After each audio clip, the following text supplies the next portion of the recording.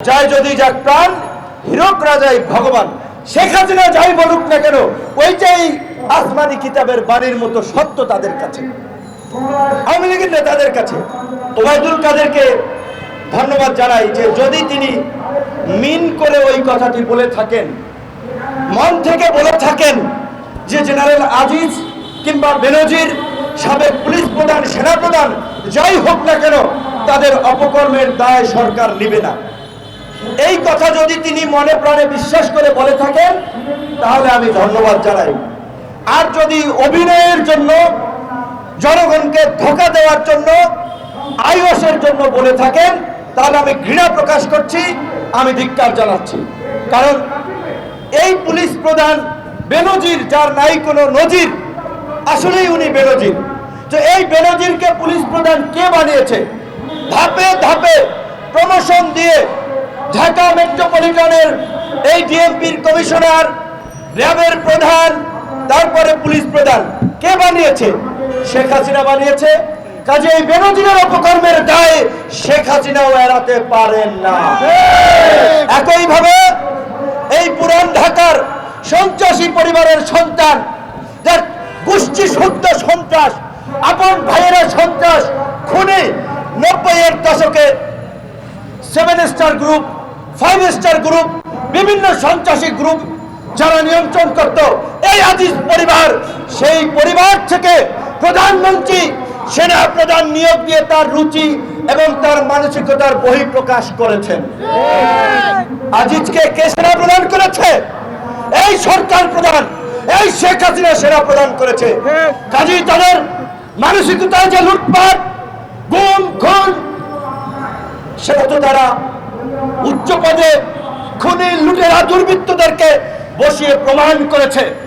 আমাদের সংগ্রামী সভাপতি ঢাকা মহানগর উত্তরের মিজান ভাই বলেছে, প্রধানমন্ত্রী 42টা টেলিভিশন, পত্র পত্রিকার সামনে কথা বলছেন, সাংবাদিকদেরকে গরু ছাগল মনে করছেন, মানুষকে পাগল মনে করছেন, উন্মাদ মনে করছেন, তাই তিনি মিথ্যে বলে যাচ্ছেন। সাংবাদিকরা চুপচাপ সেইটা ফলো করে লিড নিউজ করছেন, টেলিভিশনে প্রচার করছেন, আর আম পাবলিক শুনে আর হাসে। কথা ওই জায়গায় চলে গেছে যে যায় যদি যাক প্রাণ, হীরক রাজাই ভগবান। শেখ হাসিনা যাই বলুক না কেন, ওইটাই আসমানি কিতাবের বাণীর মতো সত্য তাদের কাছে, আওয়ামী লীগের নেতাদের কাছে।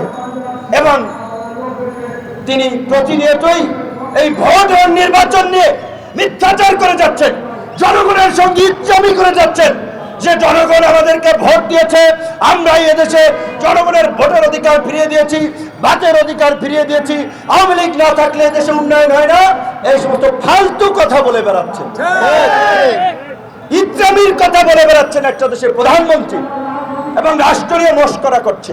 তো ওই যে আমাদের এক ভাই বলছে না, দুইজনে গল্প করতেছে, আবার ফেসবুকে দেখলাম লেখা লেখি হচ্ছে।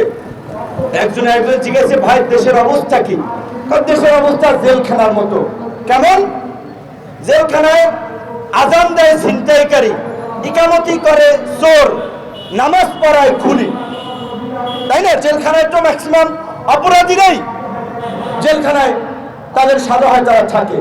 তো সেইখানে তো ইমামতিও করে সেই অপরাধীরা, নামাজও ওই আজানও দেয় আপনার অপরাধীরা, আবার মুনাজাতও ধরে সেই অপরাধীরা। তো আজকে এই দেশের দিকে যদি তাকান, এই দেশ কারা চালাচ্ছে? ওই ছিনতাইকারী, চোর, ডাকাত, লুটেরারা চালাচ্ছে। আজকে জনগণের ভোট কেড়ে নিয়ে, জনগণের উপর অত্যাচার, নির্যাতন, গুম খুন চালিয়ে একটা অলিখিত রাজতন্ত্র কায়েম করে আজকে এই দেশের মানুষের সঙ্গে ইচ্ছামি করছে, প্রহসন করছে ভোট চোরেরা। আর ওই ভোট চোরেরা আজকে বড় বড় কথা বলছে। তো সেই ভোট চোরের কাতারে তো এমপি থেকে মন্ত্রী অনেকেই আছেন, তো তাদের নীতি নৈতিকতা আছে? আজকে পুলিশ প্রধান, সেনা প্রধান বেনজির এবং আজিজের যদি এই অবস্থা হইতে পারে, তাহলে অন্যান্য প্রধানদের কি অবস্থা? অন্যান্য প্রধানদের থলের বিড়াল বের হয় নাই, অবসরে গেলে অনেকেরটা বাইরে হবে। সাংবাদিক ভাইদের বলি, একটু খুঁজে বের করেন, একটু সাহস করেন। এই ঢাকা রেঞ্জের ঢাকার মধ্যে 3 জন ডিআইজি পাবেন যাদের অলরেডি এক একজনের সম্পত্তির পরিমাণ 100 কোটি টাকার উপরে।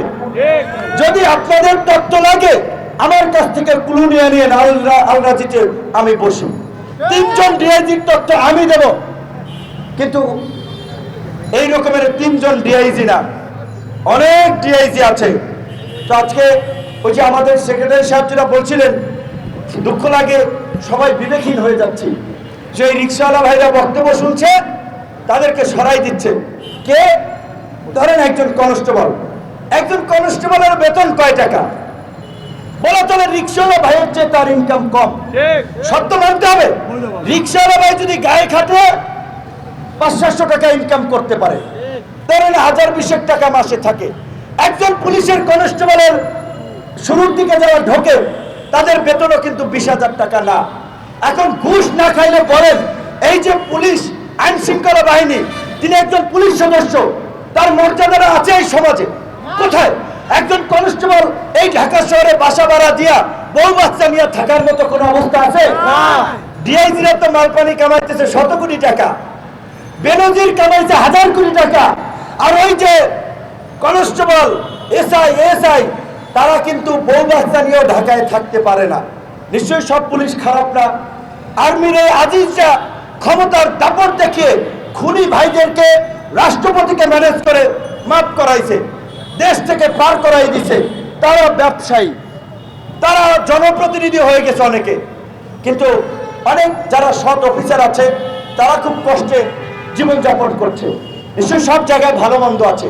তো এই যে পুলিশ ভাইয়েরা, সেনাবাহিনীর সদস্যরা, আপনাদের মধ্যে যারা ভালো আছেন তাদেরকে অনুরোধ করব, আপনারা সাহস করে এই বেনজিরের মতো কুলাঙ্গার এবং আজিজের মতো কুলাঙ্গারকে সেনাবাহিনীর সমস্ত ক্যান্টনমেন্ট এবং পুলিশ প্রতিষ্ঠানে অবাঞ্ছিত ঘোষণা করুন। কারণ এই 2 জন কুখ্যাত ব্যক্তি বাংলাদেশের 53 বছরের ইতিহাসে সামরিক বাহিনীকে কলঙ্কিত করেছে, পুলিশ বাহিনীকে কলঙ্কিত করেছে, এবং তাদেরকে বিচারের মুখোমুখি হতেই হবে। আমাদের কথা পরিষ্কার, শুধু বেনজির এবং আজিজ নয়, আরো যারা জনগণকে জিম্মি করে বিশিষ্ট শিল্পপতিতে পরিণত হয়েছেন, ব্যাংক লুটেরা, সেটা আলম হোক, বসুন্ধরা হোক, তাদের বিরুদ্ধে ব্যবস্থা নিতে হবে। অধিকার লড়বে, এই নূর ভাই লড়বে।